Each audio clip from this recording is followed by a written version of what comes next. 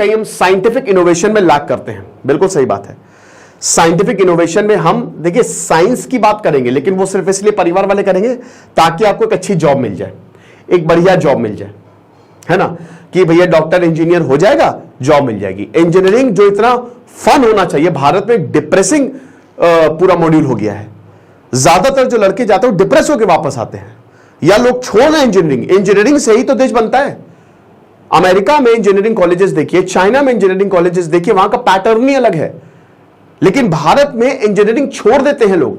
हम कहीं ना कहीं साइंटिफिक इनोवेशन को लैक करें। कोई इनोवेशन की बात नहीं करता, रटा रटा है सिलेबस बस करो। आप स्कूल की 4 दीवारी में बंद हो। पहले के जमाने में गुरुकुल होता था, 20 से ज्यादा बच्चे नहीं होते तो नेचर में क्लास होती थी। जो करना है करो, जितना इनोवेशन, जितने विचार रखने रखो।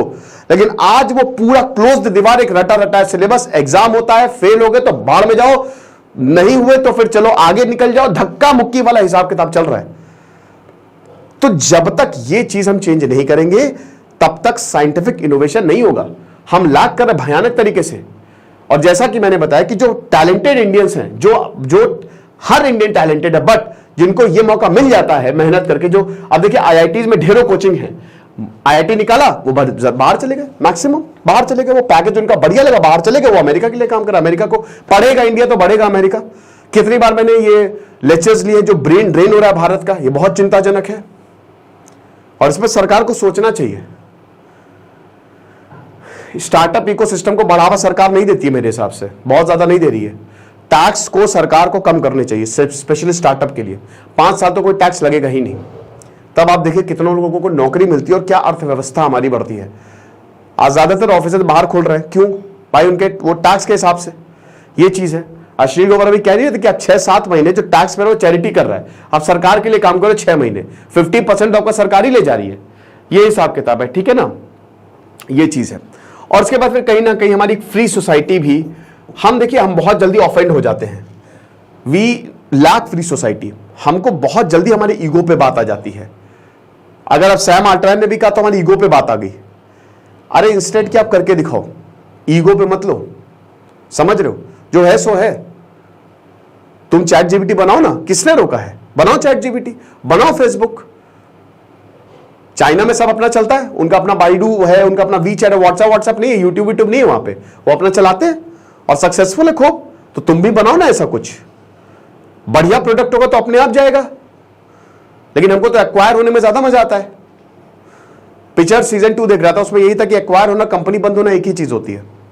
उसमें डायलॉग है कि एक्वायर मतलब कंपनी बंद ही होगी एक तरीके से। ये नहीं करना है आपको। कहीं ना कहीं हम नहीं क्वेश्चन करते हैं, हम अपने व्यूज नहीं देते हैं, हम वही ढर्रे पे चलते चले आ रहे हैं। फ्रेडरिक नीश ने बोला था, स्लेव मेंटालिटी से बाहर निकलो, ठीक है, और सुपर ह्यूमन बनो। जब तक सवाल नहीं करोगे तब तक कैसे होगा? समाज को भी ऐसा होना चाहिए, फ्री होना चाहिए, एक तरीके से फ्री थिंकिंग होनी चाहिए। बच्चों को जो करना है वो करने देना चाहिए। फ्री थिंकिंग घर से शुरू होगी। घर में इतने लोग बड़े बड़े सवाल, सरकार ये नहीं कर रही, अरे तुम क्या कर रहे हो? तुम घर में कैसा, तुम अपना देखो माहौल कैसा चला रहे हो, सरकार पे क्वेश्चन कर रहे हो तुम। तो ये 5 चीजें हैं जिसकी वजह से कहीं ना कहीं हम इनोवेशंस में लैग कर रहे हैं। तो सैम अल्टमैन तो ये बोल दिया, तो बनाओ चैट जीपीटी भाई, मजा आ जाएगी। इंडियन चैट जीपीटी हो, क्या बात है। हमको तो वैसे भी साइंस एंड टेक में, स्टेम में बहुत ज्यादा जरूरत है भाई। सरकार को एक पूरा पैनल बैठाना चाहिए साइंटिस्ट का, बहुत जरूरी है ये।